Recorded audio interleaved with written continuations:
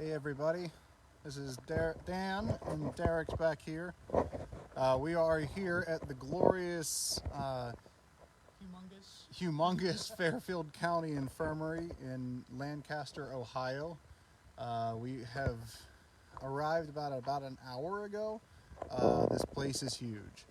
We have just myself and Derek here tonight. We do not have any other investigators with us.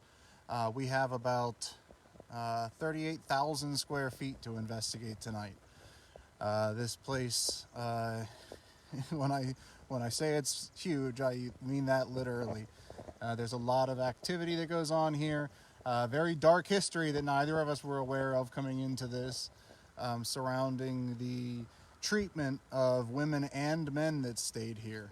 There's quite literally chains and hooks on the wall on the fourth floor, up in the attic area where people were actually chained to the wall for an indefinite amount of time. Right next to children, whenever it was used as, part of the rooms that were used as an orphanage at the time. Like I said, this place is heavy.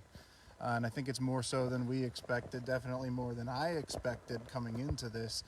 And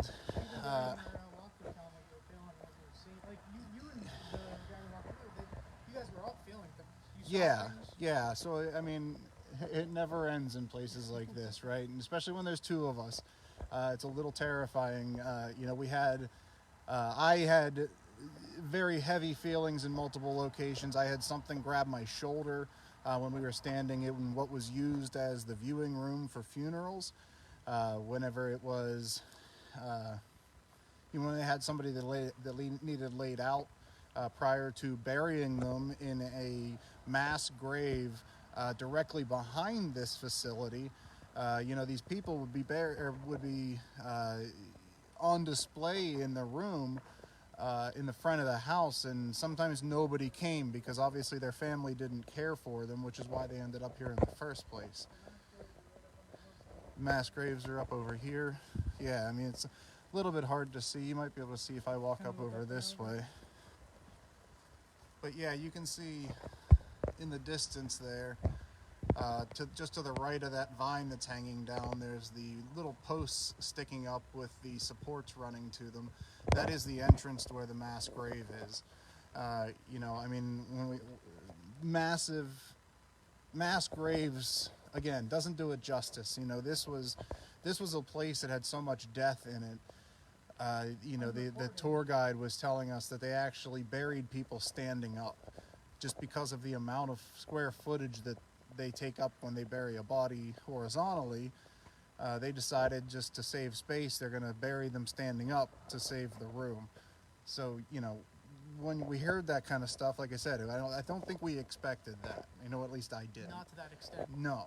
And, we definitely thought it would be a cool joint. But, hearing some of the stories, I think we're in for a good night. I saw shadow figures moving during our walkthrough, especially in the morgue area. There is a morgue area, which is wonderful, right? I don't like that area at all. What's that? No, there's no slabs, but there is marble sinks where they used to drain bodies and wash their produce in the same sink. So it's a pretty cool joint. So we are going to go live with an actual investigation at 9:15, and so it's about 35 minutes. Derek is getting some pictures on the outside. There has been reports of seeing some figures in the windows. Always want to get some pictures of the places that we investigate, so that's the plan right now. Once we're done with the pictures, you can see I have the welcome return of our vests are here. We unfortunately don't have Jules with us tonight. She's our workhorse, and she's usually carrying cameras and some equipment for us and everything. Unfortunately, she could not be here this evening, as well as Gabe and some other folks. So it's just Derek and I. So we have a lot of floor to cover. We have a lot of stories to look into, a lot of sadness to hopefully reach out to some of these individuals and let them know that they're no longer alone, and that we're not the same people that used to run this place, you know, and those people are gone, and they don't have to be concerned with that anymore. So that's our intent tonight, is to, you know, spread love, spread light, whatever you want to say. We're going into this with some high expectations. Now, yeah, much more so than when we were on our way here.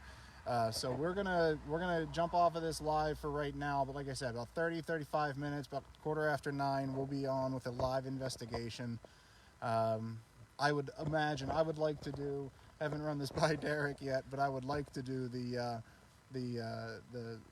area in the attic where they had the individuals chained to the wall. I think that would be something that I want to share with everybody in the, you know, on the interwebs, people that tune into us. So I think we're going to do it up there. I think that's where, you know, we need to put, especially while we have the energy. Let's go up there and knock it out first. You know, let's do that. Okay.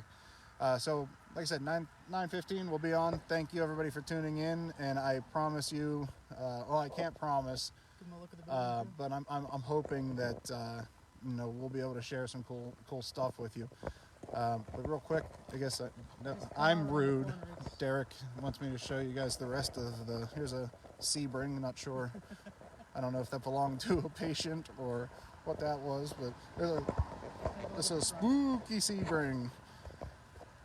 Yeah, so try to get a sense of the size of this joint, right? So that it shows you guys the back. It is cut into the hillside. So a really cool thing, actually, to share. There is a natural spring that runs underneath the house, or underneath the building. It is, yeah, it is in the morgue, where the well ran down to the natural spring that, you know, fed the house with every bit of water they used, which is well and good, except for the fact that that same spring continues down past a university that's right across the street. There's, I believe it's Ohio University or something, the Lancaster campus right across the road here. That spring that runs under this building, they dumped the blood, they dumped the formaldehyde, they dumped everything that they were using to essentially prepare the bodies for burial. That all ran down into the stream, you know, and that's crazy, right? But then let's take it one step further. I told you guys that the burial, the mass grave, is up here on the hill. Well, that hill is where that spring starts. So that spring is fed up in that area, right where the graves are. That same water runs underneath this house and continues on down past the university and, you know, into the local water stream. So, you know, hey, if you believe that water stirs up energy, and, you know, this is kind of a perfect scenario, let's say.